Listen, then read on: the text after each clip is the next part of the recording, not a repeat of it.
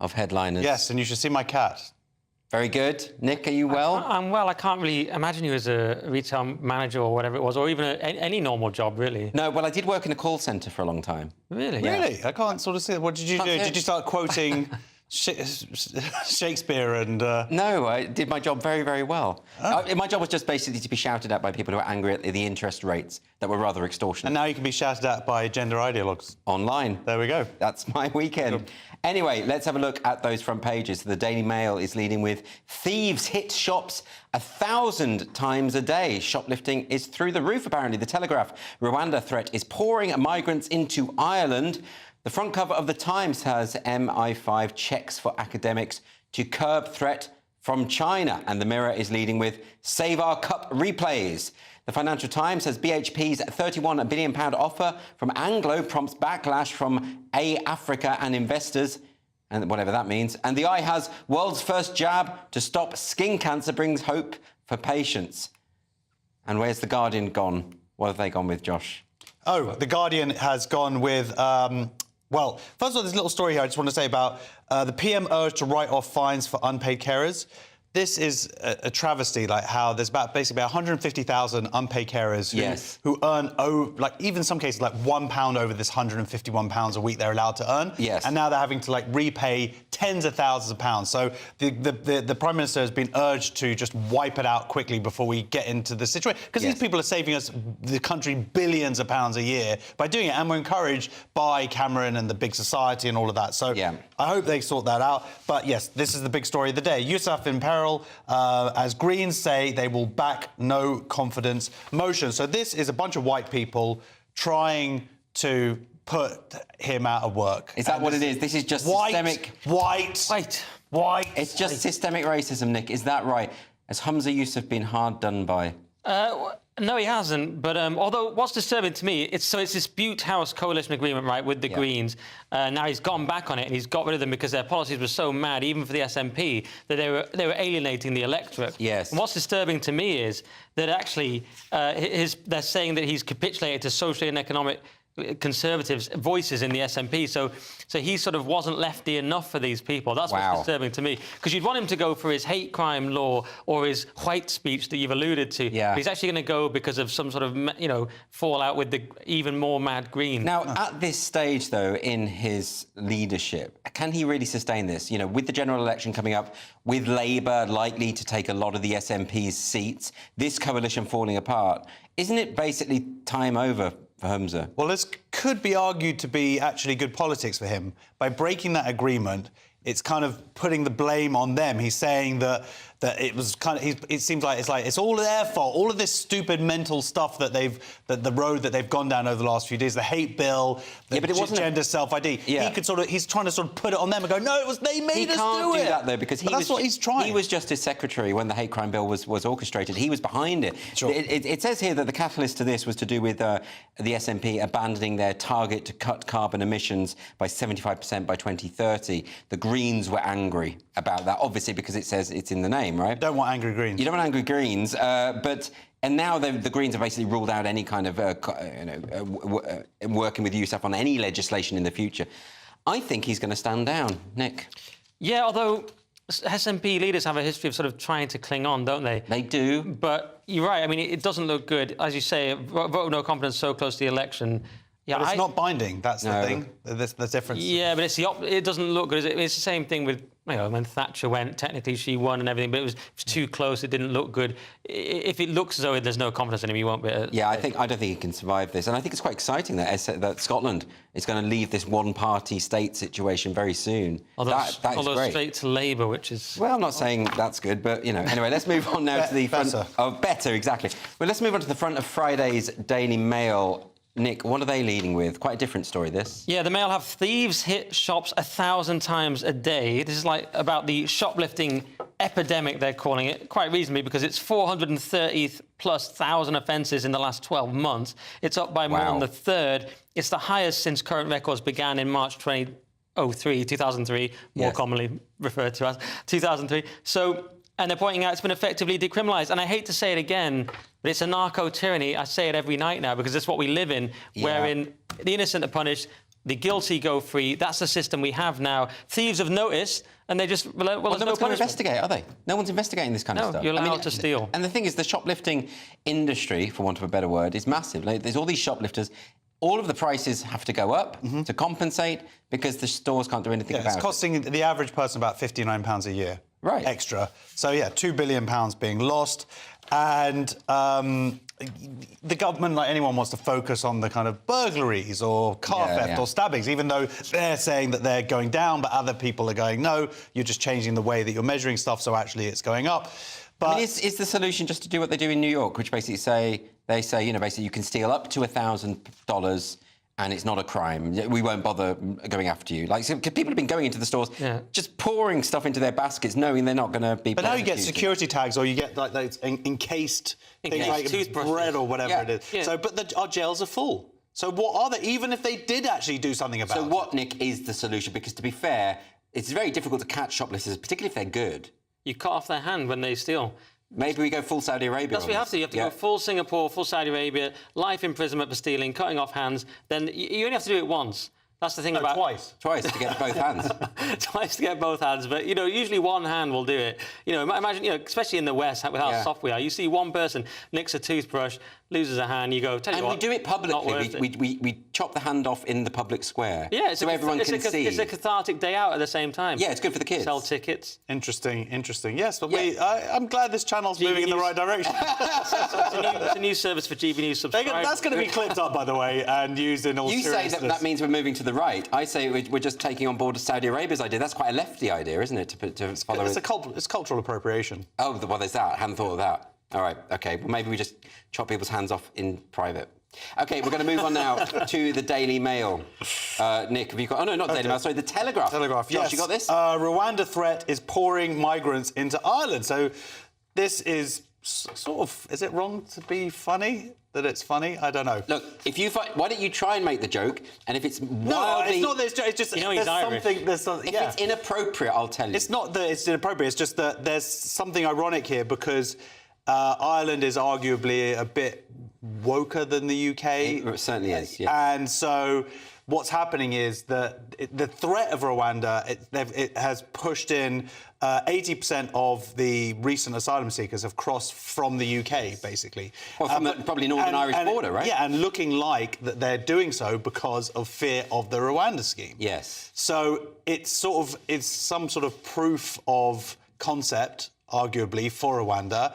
And what you're going to then see is countries that are criticising the UK's, and I'm not saying that we are necessarily taking the right path, but certainly other countries are going, no, we shouldn't be doing this. Yes. Then they're going to have this issue, and then they're going to be like, oh, maybe that's not so bad. Yeah, and of course, this crossing of the border at the north, I mean, that's what everyone said when it came to the EU. People were worried about this idea of having a soft border there. It's sort of an amusing unintended consequence, but they need their own Rwanda bill. That's the obvious answer, isn't it? Everyone's going to have to have their own bill.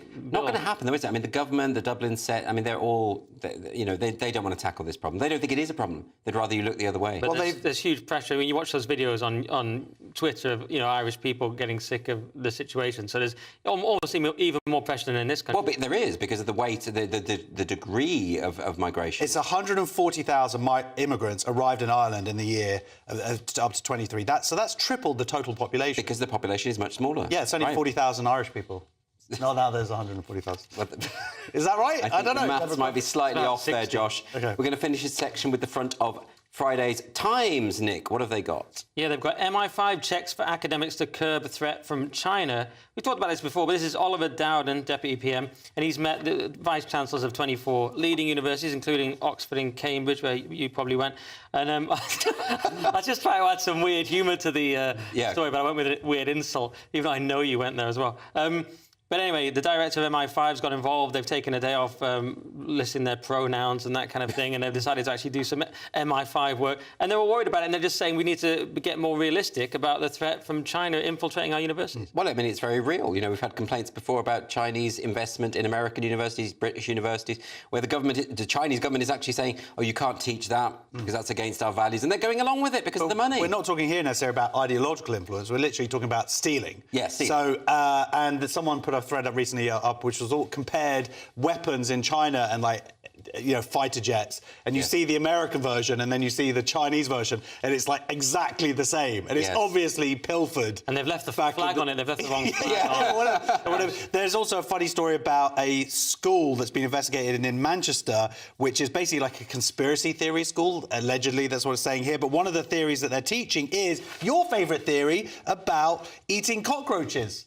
Well, they're going to make us eat the bugs. Yeah. Eating and bugs. They're teaching that in school. You'll eat the bugs. So I'm just saying, you could get a little side job as a teacher. Lewis could come in. That's explicit policy that repeated adverts trying to make us do it with Nicole Kidman and Robert Downey Jr. going, bugs. Maybe there could be a secondary job there for you. They failed to get it across the line, but it's not a conspiracy. It's Not for me. I mean, I'm vegetarian. It wouldn't happen. All right, that's it for part one. But coming up, we're going to be discussing Harvey Weinstein's court case being overturned, Macron criticising Rishi, and how Labour is now more popular with GB News viewers than the Tories. See you in a minute. Good afternoon, Britain. Weekdays from midday. Leading motoring organisation has called for all new drivers to be banned from giving lifts to friends for 6 whole months after passing their tests. Yes, the AA says around 5,000 people every year are killed and seriously injured in crashes involving at least one young motorist. Graduated driving licences introduced with limitations imposed on a period of time after a driver passes their test. So a two-tier system. Well, is this sensible or yet more ageism when it comes to regulating our habits in the United Kingdom?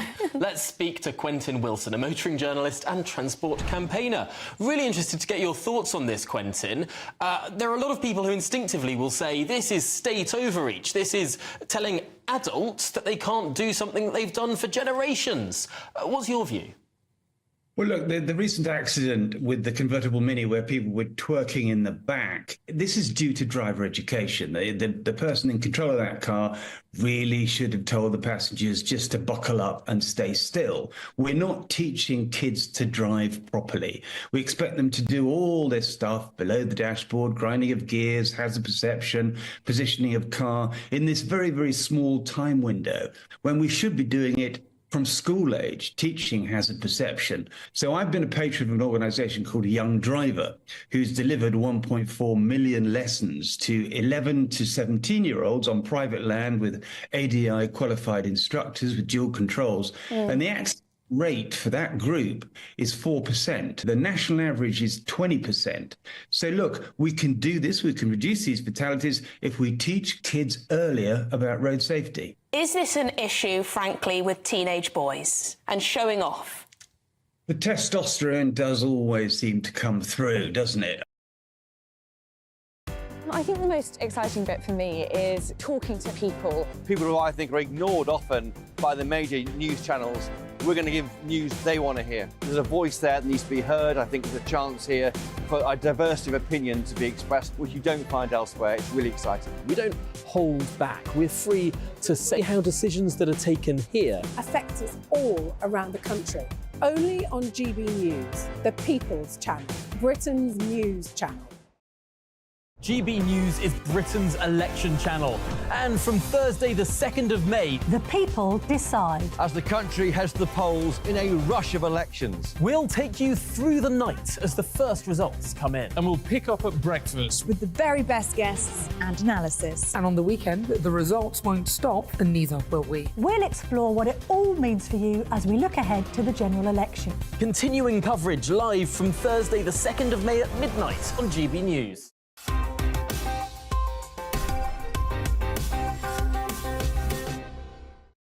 Welcome back to Headliners. It's your first look at Friday's newspapers. I'm Andrew Doyle, and contractually obliged to join me are Josh Howie and Nick Dixon.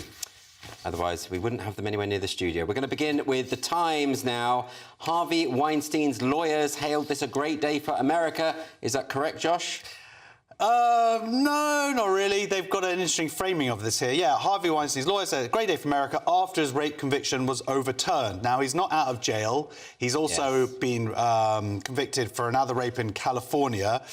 But what they're saying is, because during the trial they brought in, this has been argued, extraneous information about him being a bad person. Yes. then that meant that he was judged more on that rather than the actual rape allegations. So this is an error from the original trial, Judge. Yeah, so they're now going to be... And now the New York State is saying they are going to retrial it there. So, but the judge, not the judge, Weinstein's lawyer came out and said, this is a great day because I don't care who the defendant is. If they're a former president of the United States or a Hollywood producer, they're going to get off, is the gist. Well, I mean, I think the gist is everyone is entitled to a fair trial. That's, I suppose, the but normally you would sort of go, it doesn't matter if you're a poor guy with nothing, and if you're whatever, to sort of frame it like that. It doesn't matter if you're super powerful. You're going to get... The law will work in your favour. It's Nick, what are your thoughts? But you missed the exact phrase. His own attorney said, it doesn't matter if you're a former president of the United States or the most storied Hollywood producer of our generation. I love that he referred to his own client like that. Yeah, I mean, Weinstein's got a lot to answer for because of this one person, like, everyone around the world, all men were suddenly, like, evil. Do you remember? Because there was quite a legitimate complaint here, but then it just got so out of control with the Me Too movement. Just heterosexual men, wasn't it? You'd be insulted in, like, a green room in Preston because Harvey Weinstein did something, 10 years ago in Hollywood. Yeah, he became, like, the figurehead of this Me Too. It's kind of like the DEI movement took off the back of the George Floyd murder. It was a massive overreaction. So, he's got a lot to answer for in that case. But, yeah, you shouldn't have trial by media. If you've done something wrong, you should be punished, but it shouldn't be this trial by media. And is it possible to have a retrial? Everyone knows about this trial. How would they get the jury? I mean... I don't know. I mean, the thing is, rape is notoriously difficult to prove anyway, because most rapes do happen between people who know each other rather than what you... So a lot of it comes down to just the jury deciding who's telling the truth, right? Which is... That's almost impossible. Yeah, which is probably why they needed to sort of go, hey, look at all this other bad stuff. But that's what messed up the trial. That's what messed up the trial. And the way that they're sort of saying they're called witnesses whose allegations were not related to the charges at hand. Yeah. It's like, well, I think that there was definitely things that were related also to the charges at hand, i.e. him overstepping himself sexually in people's presences and whatnot. And it is a difficult one, Nick. Yeah, and as you say, it is very hard to get rape convictions. And I'm not saying Weinstein's a great guy either, but I'm just saying it should be fair and not based on previous reputation. OK, well, this now from The Independent. French President Emmanuel Macron has denounced Rishi Sunak's plans to send asylum seekers to Rwanda. What a surprise, Josh.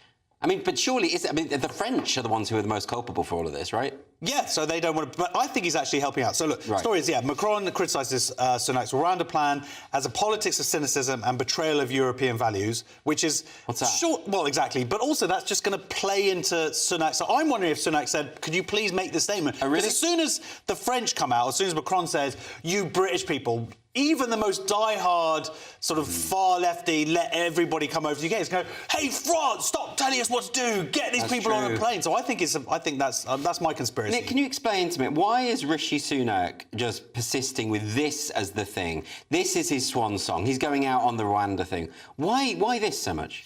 It's a kind of sunk cost fallacy thing, isn't it? He's gotten this far with it, so now he has to finish it. He's made it one of his pledges. So it's a pride thing. It's just that now if he would look terrible if he backed down. He's made it one of his flagship policies, if not his one flagship policy. I know I said that's bizarre because it's such a hard policy to get through and it doesn't really register with voters as far as I can tell. No, it doesn't, does it? But then again, neither does the smoking ban or that stuff about A-levels. As well, isn't it? He's not been politically astute. It's one of the big problems with Rishi. Yeah, why is this I don't get. I'm on my way out. I'm just going to make every kid take maths.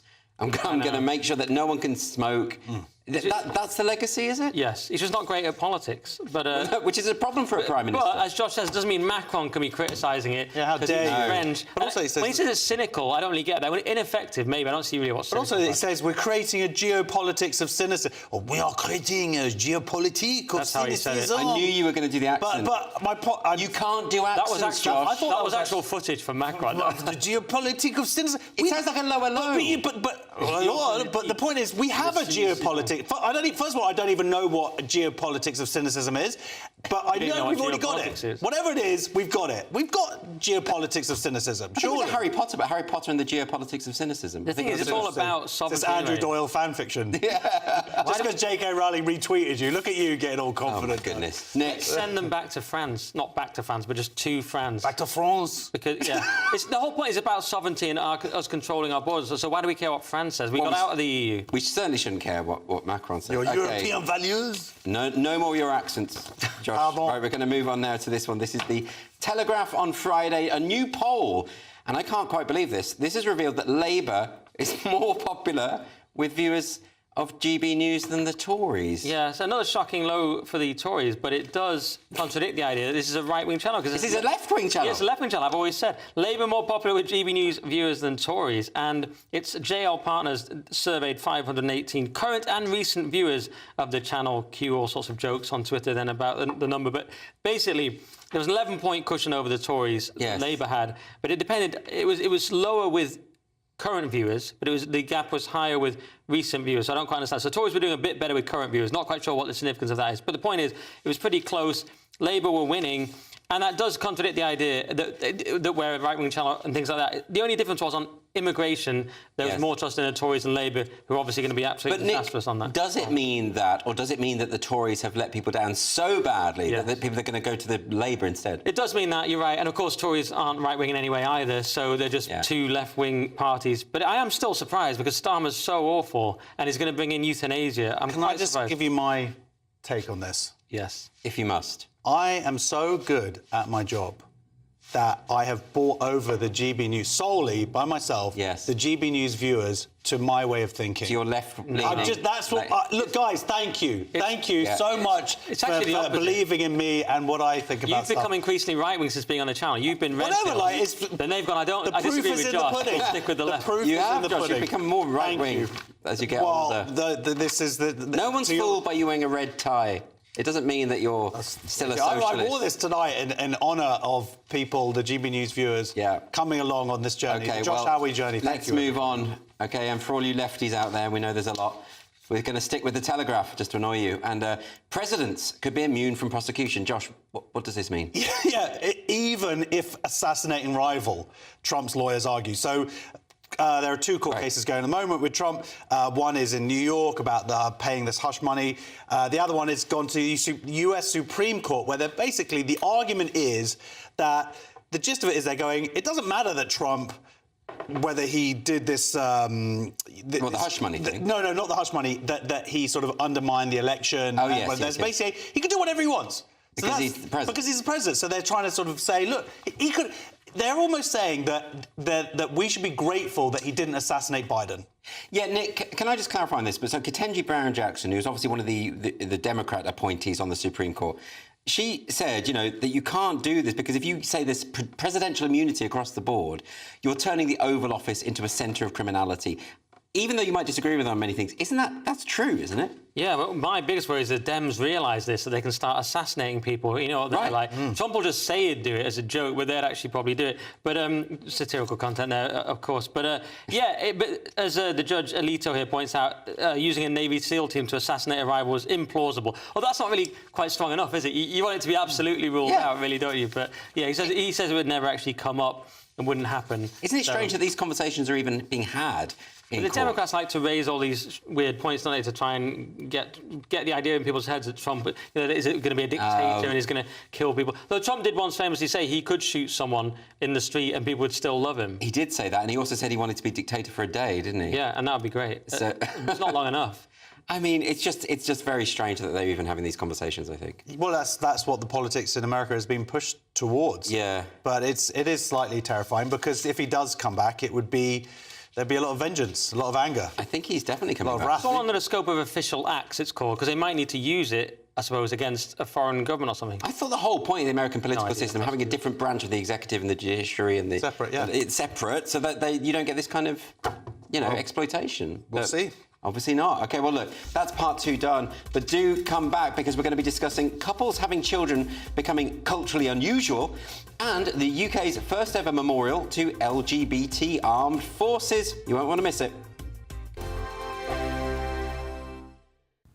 Good evening. Here's your latest GB News weather forecast brought to you by the Met Office. It's going to be another rather chilly night for many of us, and there will be some showers around and more showers to come as we go through tomorrow due to an area of low pressure just out in the North Sea, bringing a showery theme to many places. Some further showery rain through this evening and overnight across southern parts, and here it is going to stay pretty cloudy, keeping temperatures up. Elsewhere, there'll be some clearer skies further north, albeit with a few showers around across some northern and eastern coastal parts. Perhaps the the odd wintry one over the higher ground of Scotland. Where we see the skies clear, we are going to see temperatures dropping, so they will fall a few degrees below freezing in some rural spots, a touch of frost for some of us first thing tomorrow morning.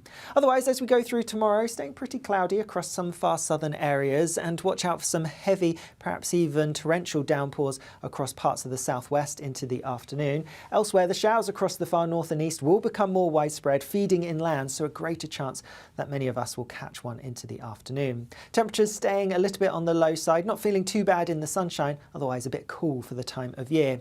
Into Saturday, and there will be some showery rain feeding its way northwards across parts of England and Wales. Could be a little bit heavy at times. Also a scattering of showers for northern and western parts of Scotland and Northern Ireland, but in between these two areas, staying largely dry. There may even be some sunshine at times. Sunday brings some heavy persistent rain to some eastern southeastern parts, but temperatures are gradually climbing. Bye-bye.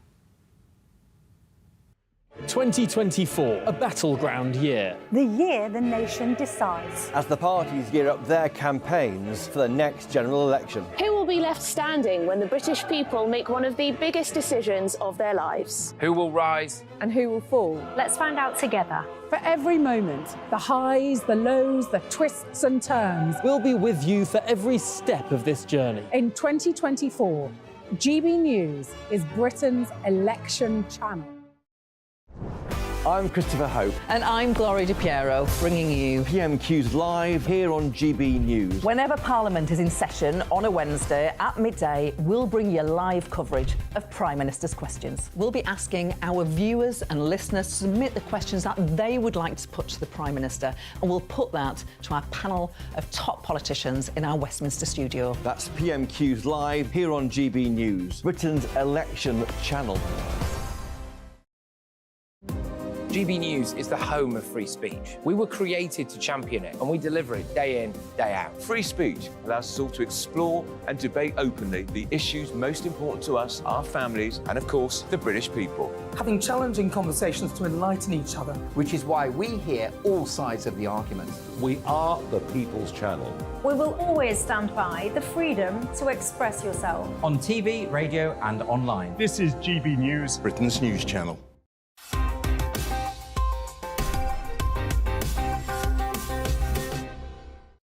Welcome back to Headliners. It's your first look at Friday's newspapers. We're going to kick off with the Daily Mail now. Dutch woman suffering from depression.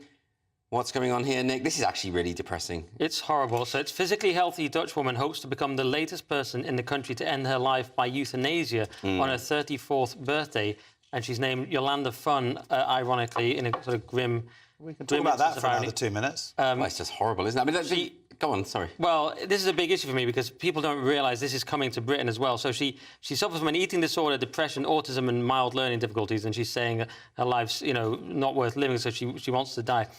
But this is so sad, but it's coming to Britain. Starmer wants to bring in assisted dying. And I've said this before, but we've seen it in Canada. A woman, 41 years old, she said she had fibromyalgia, she wanted to die. It turns out she was just poor, she told friends privately. She was euthanized, as was a young autistic man who was being bullied. Yeah. And we heard the other day in Scotland, it may become legal for 16-year-olds with anorexia to receive assisted dying under this new bill if it goes through. This is the kind of thing you'll be looking at. People think, oh, it's for old people. And I understand people suffer a lot and people get emotional and say, we don't want that to happen, which I totally understand. But it's going to be so bad. Canada killed 13,500 people in 2022 with euthanasia. This is what's coming. Well, Canadian government were advertising it. Like it's a service we can offer you. Have you thought about killing yourself? People, they've been pressurising. I mean, I understand that there is a debate to be had about people who are very, very old, in terrible pain, complete lack of dignity. I don't know where I stand on this, actually, but there is a debate to be had and a legitimate one. But we're talking about a perfectly healthy young individual who's been, for whatever reason, this is it. But then mental health has now become synonymous with physical health, or there's been a line crossed where the two are seen. No, they're not the same. But this is what has happened over the last few years, which we also have seen in this country in terms of people on benefits, but a lot of them just for mental. But we also know that everyone who got over their mental health issues knows that it can pass. Well, and in the midst of it, you don't realise. The argument is that it won't pass, and there's a crazy quote from this person's psychiatrist that said, "There's nothing more we can do for you. It's never going to get any better." What? For me, it would be like, just that psychiatrist off the register. Like, he should or she should not be working anymore. Be said. But also, it's 5.1% of all deaths in the country are from euthanasia now in Denmark, and they're saying that it could even be more than that because some of them are unreported. If it's going to be that, Nick, and if Starmer wants to bring it back, do you think he wants that kind of scenario, though? I think that scenario is inevitable. People say, yeah, but we'd have safeguarding. Why would we have safeguarding? Why are we different to these countries? OK, we're not quite as absurdly liberal or left as Canada, perhaps not as Holland, but we're not far off. We have nothing in our secular materialist culture to say, no, we'll stop at this line, whereas there isn't a line. Right, very sad. OK, we're going to move on to the Times now. Story about Venice. It's always fun. Yeah, protests at Venice becomes the first city to charge a tourist entry fee. So from today, you have to pay €5 to get in, and you get a QR code. You go through the gates because they've been sort of inundated. The city's it's overpopulated. Overthinking. But actually, the interesting thing is that it's not really for scum like us. It's for, or speaking personally, not you, obviously you're cultured and you've probably been there a bunch of times, right? But it's actually for... me. Obviously, I've not been. But it's for really locals, the Italians. And that's where the argument gets a little bit more skew-iffy, because I don't mind paying €5 to get into this city that I haven't contributed to, but arguably Italians do pay their taxes. Some of them will go towards Venice and its upkeep. So it's almost like they've already paid. But this is who it's really aimed at, and it's coming in on certain days where Italians will go and see the Pope if he's doing something, or some. Is the Pope in Venice? Yeah, one day a year. Right. I mean, but in a way, it is overcrowded. They've got to do something, I suppose. Is this like the equivalent of the congestion charge? Just clear out some people? Well, I wonder if there's a general movement against tourism. We saw the other day Tenerife was protesting because they don't want tourists, and we see now Venice. I think this might be a general movement. If you look at, climate madness on the left, and then you look at concerns about immigration on the right, I sort of feel like people don't want people, and cost of living, cost of travel. I feel like maybe tourism won't become a thing of the past, but might reduce a bit. But isn't tourism, like, places depend on it for their economy, Yeah, that's the paradox. I mean, Tenerife needs tourism, but they don't really want the tourists. But we had that up in the lakes. It's the same. We don't really like the off-comers, but we do need the money. So but does Tenerife have anything else but tourism? They have a rich manufacturing industry. Oh, do they? No, exactly. OK, let's move on to the Telegraph now. And this is an odd one about having children. Now, we should go to our resident expert on that, shouldn't we? Isn't it Nick? Apparently it's coming to me. Perfect. So couples having... I actually am a bit of an expert on this topic. So couples having children, purely academically, couples having children could become culturally unusual, warns Tory MP. And it's Miriam Cates who's talked about this kind of thing. She's talking about it at ARC, actually, Alliance for Responsible Citizenship, Jordan Peterson's thing. I went to the event last year. But she's talking about how we could even end up in a situation where it's culturally unusual to have children, but we have to start talking about the solutions to the birth rate issue. So it's well known the birth rates are catastrophically low. Is it really low at the moment? Absolutely. It's 1.49 in Britain. It's terribly low. It needs to be more like 2.5. Speak for yourself. Well, that's 5. Well, that's it. But actually... 5.0, baby. Yes, but if you look at the birth rate average of this panel, it's 1.67, because I checked. So it's still low. You actually calculated that? I calculated because I knew that would come up. You don't know how many illegitimate children I have, Nick. You didn't even bother to research. I didn't. I sort of prejudiciously assumed that you didn't have any. But, there we go. But yeah, Josh has about 20. Andrew experimented in his youth. I counted your children, but I've got -1. So, all right, the point is, it is a massive issue, is the birth rate. And for a long time, our sort of leaders were obsessed with Malthusianism, and they thought we had too high a population. It's actually catastrophically low, doing very well in Israel, doing well in a few places, but terribly low in Korea, Japan, etc. England, Italy is very low. But China, I mean, they had their one-child policy. It's actually getting low in China, partly because of the catastrophic one-child policy. So it's low almost everywhere. And the idea, and Miriam Cates pointing out here, that immigration doesn't completely work.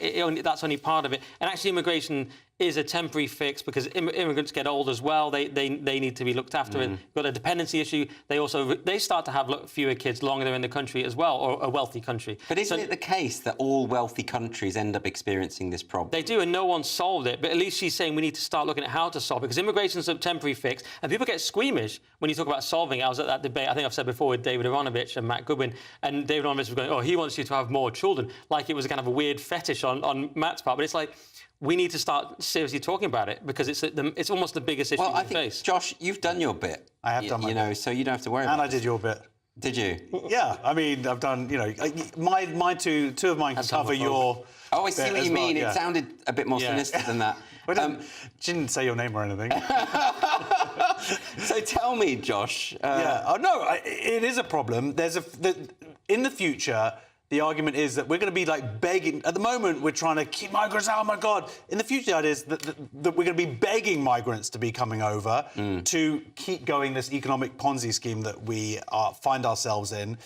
And in terms of her saying that that's not the solution, it's not necessarily true. But because she's saying, oh well, countries are going to want their own youth, but it's like that doesn't mean they're necessarily just because they're going to lose out doesn't mean we would lose out. But I think the solution is twofold. Number one is make it easier for families in terms of tax breaks. Tax breaks for me specifically would be good. Also, I just want to float this: Alco Pops. Bring them back. Yes. Teenage pregnancies will be through the roof. You're welcome. Nick, that's not a bad idea. You also have to get rid of contraception as well, or it's not ban contraception. I don't even know what that word means. And get rid of abortion. But you're right as well. Yeah, competition for immigrants is another thing that's actually going to happen as well, presumably. So yeah. Okay, well let's move on to the Guardian now. And gays in the military, Josh. UK first ever memorial to LGBT armed force personnel to be built. So this is called Fighting with Pride. So it's a little pun there. Yeah. And it's going to be built in Staffordshire. They've got a grant for 350 grand. It's an interesting one because whether homosexuality is its sort of an identity in terms of statues for like Gurkhas or something. Yeah. You know what I mean? So it's whether homosexuality in itself is like this separate identity. But I don't think it is that, though. I think the point of this really is that so many gay people served in the military when it was illegal to do so and faced all sorts of consequences as a result. So it's a kind of way to acknowledge that. Or the Navy, I think. The Navy was all gay anyway, so I think you had to be gay to join the Navy. But this is. I think that's the idea behind it. Yeah. But I understand your point that I don't. Because they've always been gay people in the military. They're just soldiers. Going back to foremost. Greek times, wasn't it? Like they deliberately encouraged that because then they fought harder. Yeah, there was a whole army of gay couples. Yeah, the idea being that one of them, if would have sex with the other one while they were fighting. No, the idea being that if one of them died, the other one would fight twice as hard. This is the Theban idea. The hardest. I'm sorry about Stop him, saying Andrew. hard, I Andrew. find it's homophobic. The hardest, toughest soldiers in that army were the gays. Yeah, I have a slight issue with the title, Fighting with Pride. Sounds kind of like you're punching a gay at a march, doesn't it? I mean, fighting with pride. It sounds fascistic, It sounds like you're against pride. You know, Pride the march, right? I'm familiar. You've heard of it. Yeah. You know it.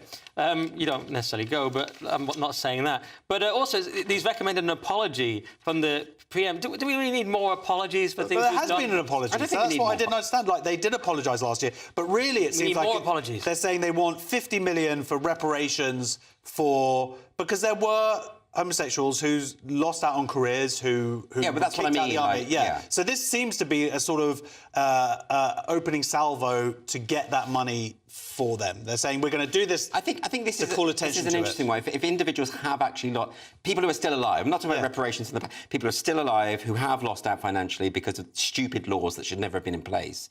There is a case there, isn't there? Yeah, and veterans in general are often treated very badly, I want to say. So fair enough.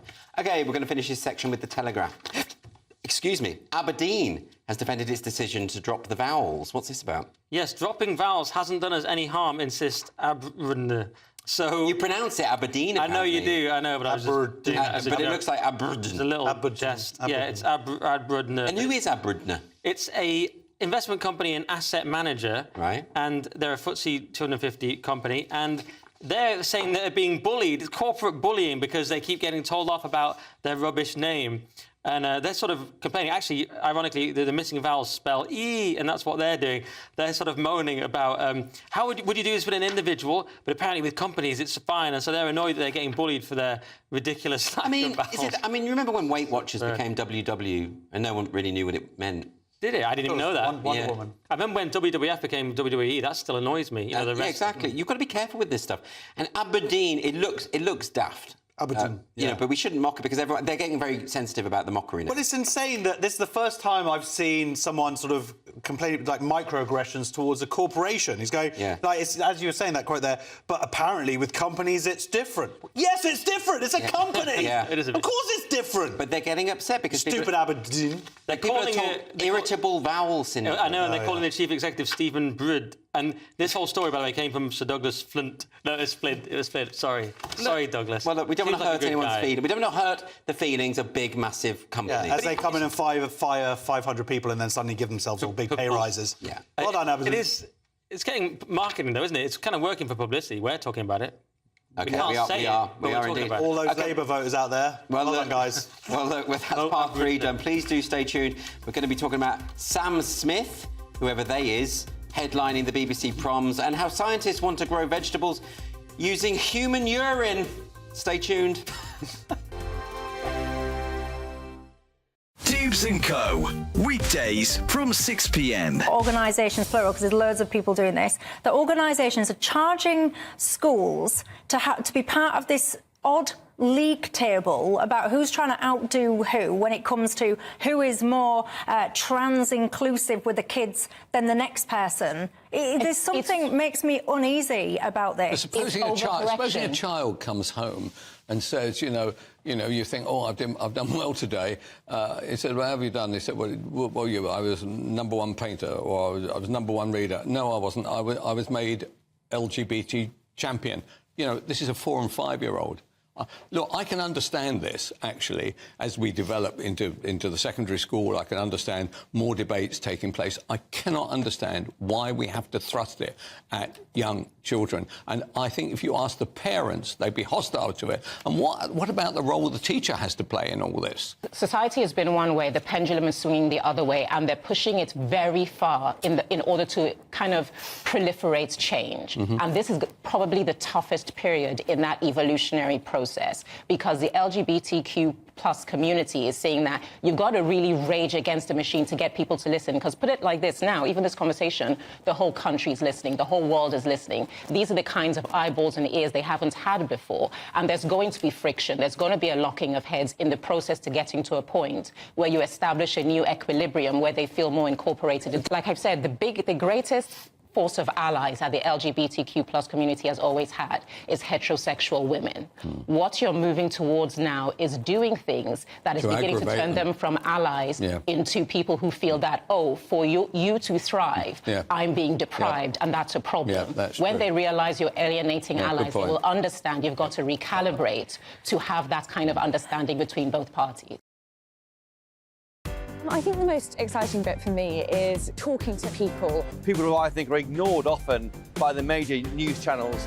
We're going to give news they want to hear. There's a voice there that needs to be heard. I think there's a chance here for a diversity of opinion to be expressed, which you don't find elsewhere. It's really exciting. We don't hold back. We're free to say how decisions that are taken here affect us all around the country. Only on GB News, the People's Channel, Britain's news channel. I'm Patrick Christie's. Every weeknight from 9, I bring you 2 hours of unmissable, explosive debate and headline-grabbing interviews. What impact has that had? We got death threats and the bomb threat and so on. Our job is to do what's in the best interest of our country. You made my argument for me. My guest and I tackle the issues that really matter, with a sharp take on every story. I'm hearing it up and down the country. That was a beginning, not an end. Patrick Christie's tonight from 9 p.m. only on GB News, Britain's news channel.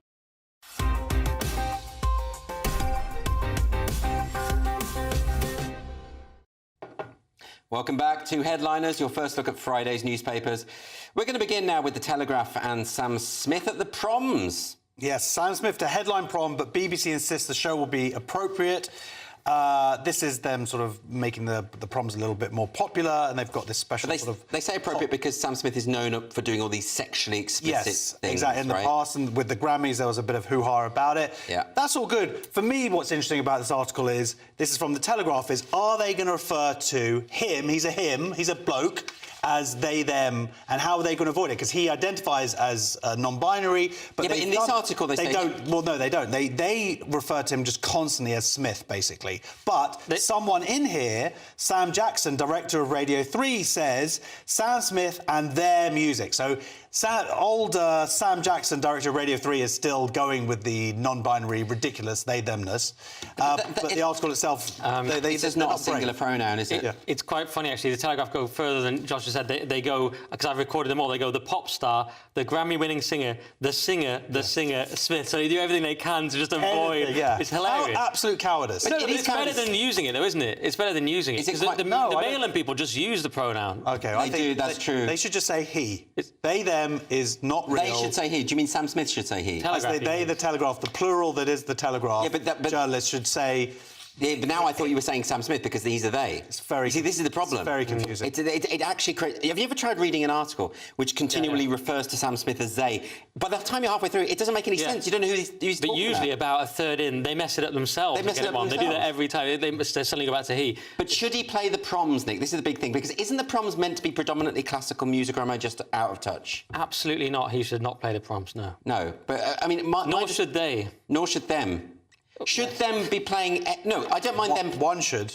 But Josh, a serious point, because when the Proms started, the whole point was to try and make classical music more popular and sort of bring people along. Roll that back, make it less popular again. Right, but isn't it the point of bringing someone like Sam Smith to play? He's a good singer. He's an artist. Maybe he's going to do something really interesting here, some kind of hybrid, and which would be great. So brilliant, do it. Maybe not that though. No, I mean, he's dressed like a cello. But you can't rely on him not to show up dressed like that. That's the thing. No, but can you imagine? Rule Britannia after that. It has to be tasteful. That's the whole point. Is that he's going to do something tasteful? He says. Maybe. Says. They says. They says. They is saying. So it's like learning French. Let's move on to The Independent. This is a Cambridge University story. And cleaners. And by the way, so Nick, you've got cleaners at Cambridge. They're called scouts. No, they're called bedders at Cambridge. At Oxford, they were called scouts. Well, see, that's the kind of information I'll never know. Being they went to a bad university.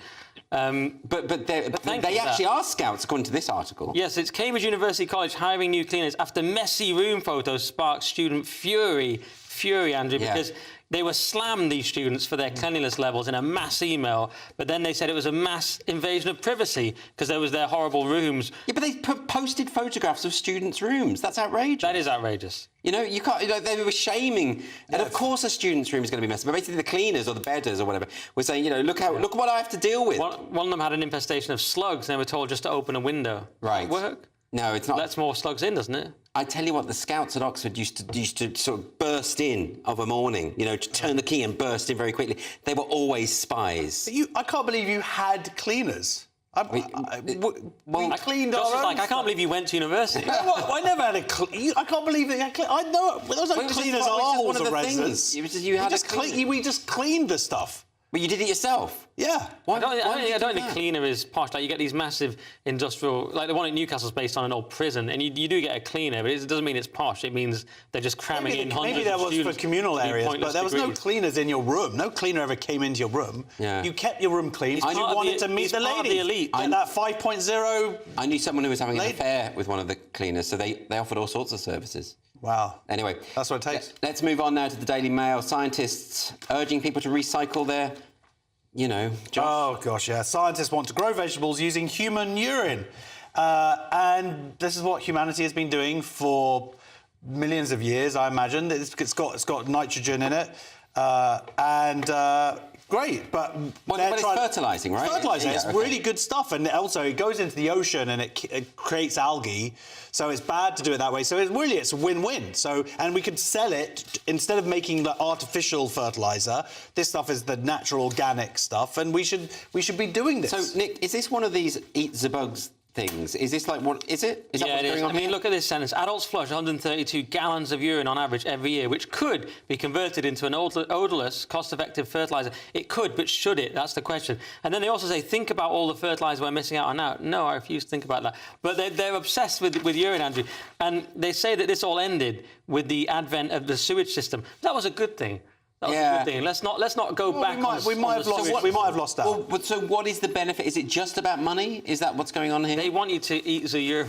They don't want you to eat the urine. The urine and be happy. They want you to grow vegetables with the urine. You will own nothing and you will eat the urine. I've got loads of urine and I'm willing to donate it for free. I mean, I just think it could be that this is just advancing technology and it's actually a sensible use of otherwise wasteful resources. Maybe that's the case, or maybe there's something else going on here. I think it's great. There's a method here. You want to add 9 parts water, viewers, to your urine, and then do it on the vegetables. Give us a call. Join GB News members, and I'll eat your courgettes with your urine. Josh obviously does it. He's got so many children. He's poor. He has to recycle his urine. But it says, by the way, when they put it through the processes they have to do, there's a 99% drop in antibiotic-resistant genes. What about that 1%? Yeah. Where's that going?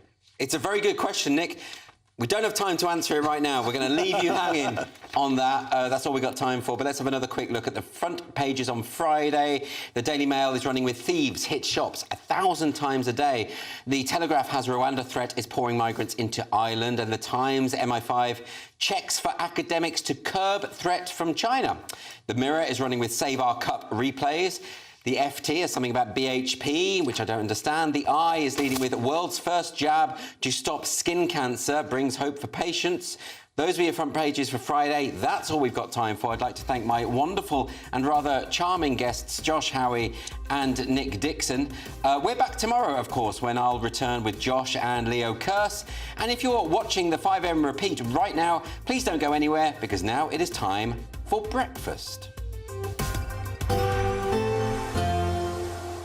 Warm feeling inside from Boxed Boilers, sponsors of weather on GB News. Good evening. Here's your latest GB News weather forecast brought to you by the Met Office. It's going to be another rather chilly night for many of us, and there will be some showers around and more showers to come as we go through tomorrow due to an area of low pressure just out in the North Sea, bringing a showery theme to many places. Some further showery rain through this evening and overnight across southern parts, and here it is going to stay pretty cloudy, keeping temperatures up. Elsewhere, there'll be some clearer skies further north, albeit with a few showers around across some northern and eastern coastal parts, perhaps the odd wintry one over the higher ground of Scotland. Where we see the skies clear, we are going to see temperatures dropping, so they will fall a few degrees below freezing in some rural spots, a touch of frost for some of us first thing tomorrow morning.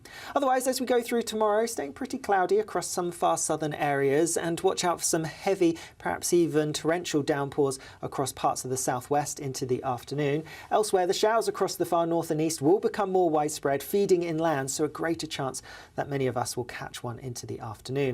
Temperatures staying a little bit on the low side, not feeling too bad in the sunshine, otherwise a bit cool for the time of year.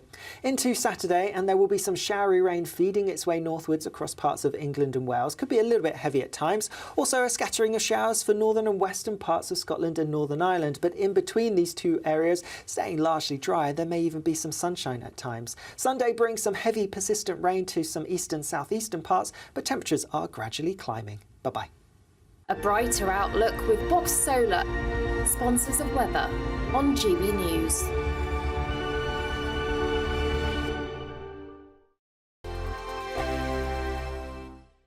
It's the final week to see how you could win our biggest prize yet. With thanks to Variety Cruises, a family company sailing since 1942, you have the chance to win a £10,000 7-night small boat cruise for two. With flights, meals, excursions and drinks included, you'll be able to choose from any one of their 2025 Greek adventures. Plus, you'll also win £10,000 in tax-free cash to make your summer sizzle. And we'll pack you off with these luxury travel gifts. Hurry, as lines close on Friday.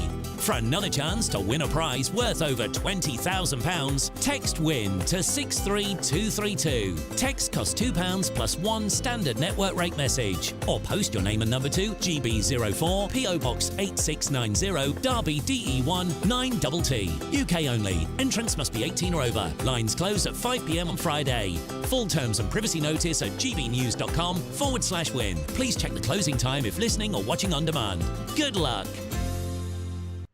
2024, a battleground year. The year the nation decides. As the parties gear up their campaigns for the next general election. Who will be left standing when the British people make one of the biggest decisions of their lives? Who will rise? And who will fall? Let's find out together. For every moment, the highs, the lows, the twists and turns. We'll be with you for every step of this journey. In 2024, GB News is Britain's election channel. GB News is Britain's election channel. And from Thursday, the 2nd of May, The people decide. As the country heads to the polls in a rush of elections. we'll take you through the night as the first results come in. And we'll pick up at breakfast. With the very best guests and analysis. And on the weekend, the results won't stop, and neither will we. We'll explore what it all means for you as we look ahead to the general election. Continuing coverage live from Thursday, the 2nd of May at midnight on GB News.